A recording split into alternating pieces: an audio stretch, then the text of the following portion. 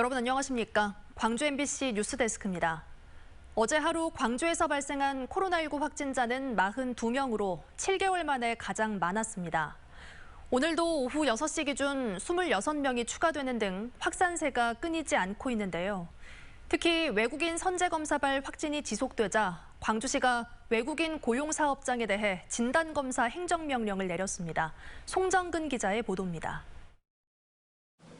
광주시의 코로나19 일일 확진자 수가 7개월 만에 최다를 기록했습니다.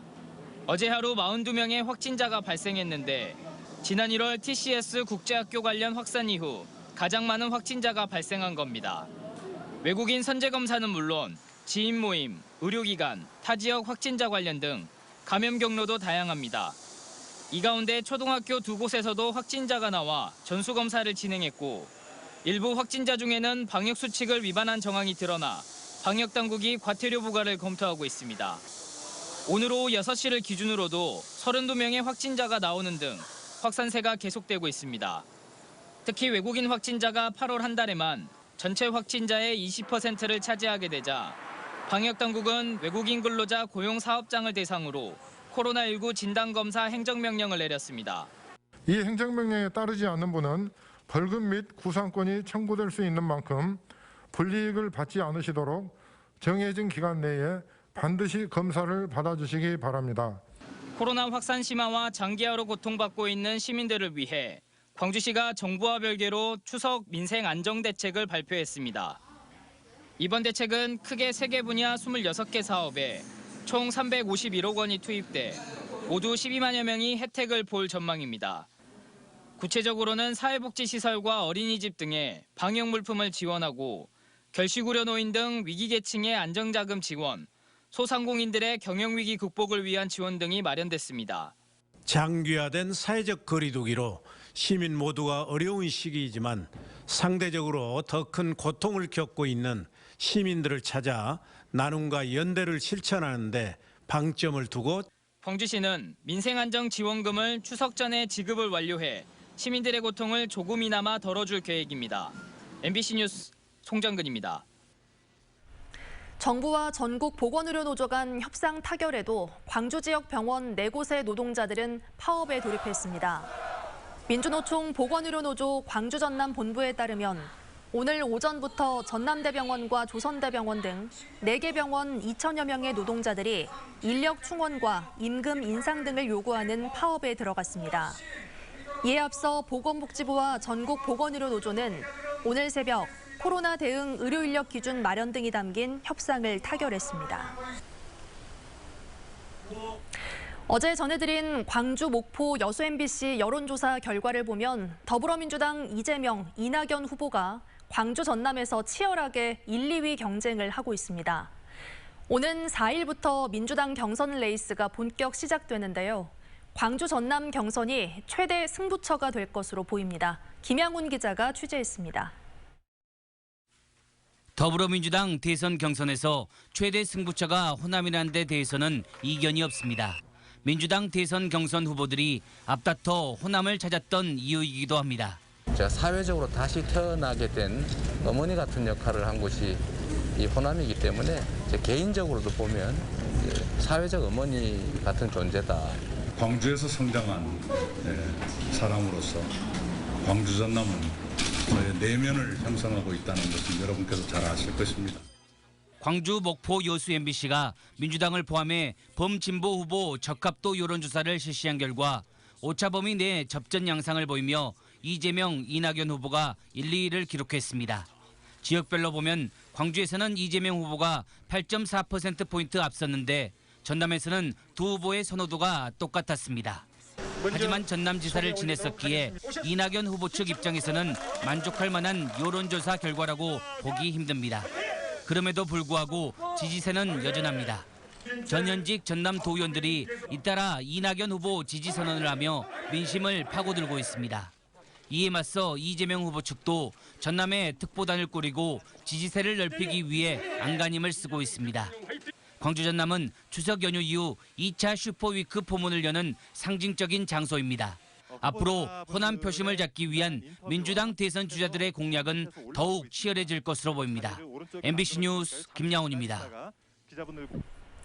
이번 여론조사의 큰 특징 가운데 하나는 젊은 층의 변화입니다. 시대 흐름을 반영하듯 10대와 20대 젊은 층을 중심으로 탈이념화, 탈지역화 양상이 두드러지고 있습니다. 보도에 문영철 기자입니다. 광주 전남 지역 시민 1,600여 명을 대상으로 진행한 설문조사에서 더불어민주당에 대한 지지율은 61.9%로 여당의 탑받침을 다시 한번 증명했습니다. 이를 연령별로 살펴보면 70대가 73.5%로 가장 높았지만 60대 이하로 갈수록 조금씩 낮아져 18세부터 29세에서는 40.5%에 그쳤습니다. 반면 국민의힘에 대한 지지율은 29세 이하에서 17.4%를 기록했고 지지하는 정당이 없다거나 모르겠다는 응답은 30% 가까이 차지했습니다. 차기 대선 주자 선호도에서도 10대와 20대 응답자들의 선택이 눈에 띕니다. 전 연령대로 보면 민주당 소속인 이재명과 이낙연 두 후보를 선택한 응답자는 60%를 넘어섰지만 18세부터 29세에서는 31.9%에 그쳤고 야당 소속인 홍준표 후보를 선택한 비율은 두 자릿수를 기록했습니다. 특히 선호하는 인물이 없다거나 모르겠다고 답한 경우가 35.6%로 다른 연령층보다 많게는 4배 이상 높게 나타났습니다. 그 밖에도 차기 대통령 선거에서 야권 후보가 당선돼야 한다고 응답한 비율, 또 대통령의 국정 운영에 대한 부정적 평가 비율 역시 18세부터 29세가 가장 높았습니다. 정치에 대한 관심도가 좀 떨어지는 측면도 있지만 현실적이고 공정에 대한 부분에 대해서 굉장히 민감하기 때문에 특정 정당이나 지역적인 특성 이런 것보다는 좀 더 자유롭고 헌정 사상 처음으로 그것도 보수 정당에서 30대 당대표가 선출되는 등 정치권의 이변이 이어지면서 젊은 유권자들의 탈이념화, 탈지역화는 더욱 가속화할 것으로 보입니다. MBC 뉴스 문형철입니다. 국민의힘 경선은 역선택 방지 조항을 놓고 각 후보 진영이 첨예하게 대립하고 있습니다. 광주 전남의 여론조사 결과를 보면 왜 그런지 짐작이 가능한데요. 그렇다고 경선 룰에 역선택 방지 조항을 포함시키는 결정을 쉽게 내릴 수도 없는 상황입니다. 윤근수 기자의 보도입니다.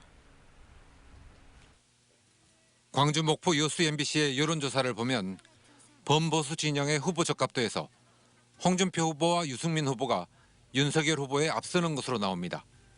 특히 국민의힘 지지층에서는 윤석열 후보가 35.4% 대 28%로 홍준표 후보에 앞서지만 민주당 지지층에서는 반대로 18.9 대 2.2로 홍 후보의 적합도가 월등하게 높습니다. 이런 흐름을 놓고 윤석열 후보나 최재형 후보 측은 역선택이 반영된 결과라고 주장합니다. 최근에 나온 다양한 또는 대부분의 여론조사가 역선택 방지 조항이 반드시 필요하다는 것을 증명하고 있습니다. 하지만 여기엔 딜레마가 있습니다. 이번 광주 전남 여론조사에서 국민의힘의 정당 지지율은 8.6%로 열린민주당이나 정의당보다 높았습니다. 특히 20대 이하에서는 17.4%, 30대에서는 9.9%로 젊은 층의 지지율이 상대적으로 더 높았습니다. 이른바 호남 동행과 이준석 효과 등이 반영된 결과로 보이는데 이런 상황에서 국민의힘이 경선에서 호남과 젊은 층을 배제한다면 스스로 확장성을 포기하는 결과로 이어질 수 있습니다. 외연을 넓히고 더 확장적으로 하겠다는 개방 경선 쪽으로 가야 됨에도 불구하고 이런 논란을 겪는 것 자체가 저는 굉장히 넌센스다 이렇게 생각을 하고요. 이러지도 저러지도 못하는 복잡한 상황에서 국민의힘 선관위의 선택은 임박했고 어떤 결정을 내리더라도 갈등과 대립을 피하기는 어려워 보입니다. 한편 광주 목포 여수 MBC가 코리아 리서치에 의뢰한 이번 여론조사는 지난달 30일과 31일 이틀에 걸쳐 진행했고 자세한 내용은 중앙선거여론조사 심의위원회 홈페이지에서 확인할 수 있습니다. MBC 뉴스 윤문수입니다.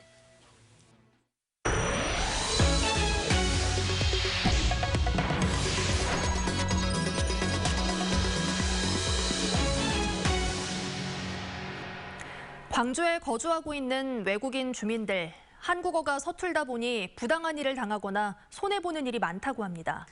이런 어려움을 해소하기 위해 다문화 다국적 주민들이 각국의 언어로 손쉽게 정보를 얻고 주변 사람들과 소통할 수 있는 커뮤니티 애플리케이션이 생겼습니다. 이다현 기자가 보도합니다.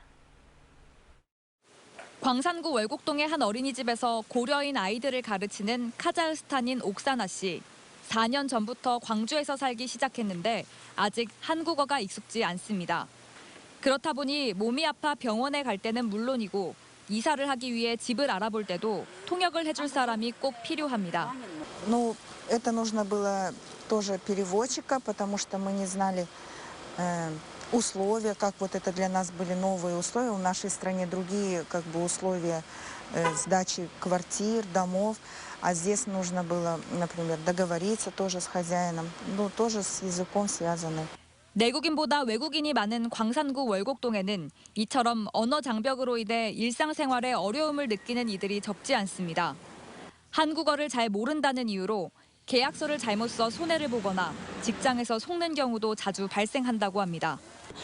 그러고 난 돈도 못 받았다, 난 퇴직금도 못 받았다 이런 일이가 너무 많이 있어가지고 어떤 사람들도 보증금도 못 받아가지고 돌아간 사람들도 많아요.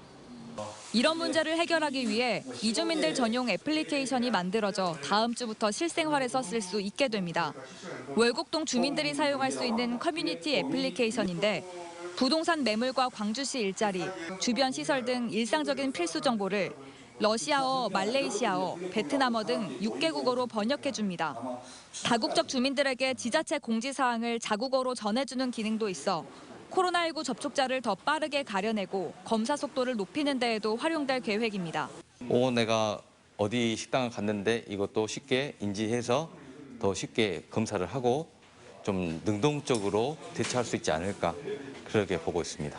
언어 장벽 해소로 지역 주민들의 생활이 보다 편리해지고 나아가 공동체 위기도 막을 수 있을지 주목됩니다. MBC 뉴스 이다현입니다. 알겠습니다. 고 리영희 선생이 9월 이달의 5.18 민주유공자에 선정됐습니다. 국립 5.18 민주묘지 관리소는 1980년 5월 당시 중앙정보부에 연행됐다 계엄령 확대와 동시에 광주 민주화운동의 배후 주모자로 몰려 고문을 받는 등 민주주의를 위해 희생한 업적을 기려 리영희 선생을 이달의 민주유공자로 선정했습니다. 고 리영희 선생은 국립 5.18 민주묘지에 안장돼 있습니다. 5.18 발포 명령과 안매장 등의 최종 책임자로 지목되는 전두환을 직접 조사하기 위한 절차가 시작됐습니다. 5.18 민주화운동 진상규명조사위원회는 전두환을 비롯해 당시 신군부 지휘부였던 노태우 수도경비사령관, 이희성 계엄사령관, 황영시 육군참모차장, 정호용 특전사령관 등 5명의 대면 조사를 위한 서한문을 보냈습니다. 5.18 조사위는 조사에 응하지 않으면 관련법에 따라 동행명령장을 발부하거나 검찰에 수사를 요청하는 등 조치할 계획입니다. 이들을 시작으로 당시 군 지휘부 35명에 대한 조사도 진행될 예정입니다. 민주노총 광주지부가 양경수 위원장이 경찰에 구속된 것을 두고 폭력 침탈이라며 총파업 강행을 예고했습니다. 민주노총 광주지부는 오늘 오후 광주경찰청에서 기자회견을 열고 변호사도 없는 상태에서 양 위원장을 강제 연행한 것은 노동자 저항을 봉쇄하려는 조처라며 총파업 투쟁의 뜻을 밝혔습니다. 양 위원장은 지난 5월부터 서울 도심에서 수차례 불법 시위를 한 혐의로 구속영장이 발부됐습니다. 불법 과태료를 부당하게 면제해준 서구청 직원들의 부정청탁 여부를 조사 중인 경찰이 강제 수사에 나섰습니다. 광주 서부경찰서는 오늘 오전 서구청 교통과 등 2개 사무실에 수사관들을 보내 주정차 과태료 면제 자료 등을 압수수색했습니다.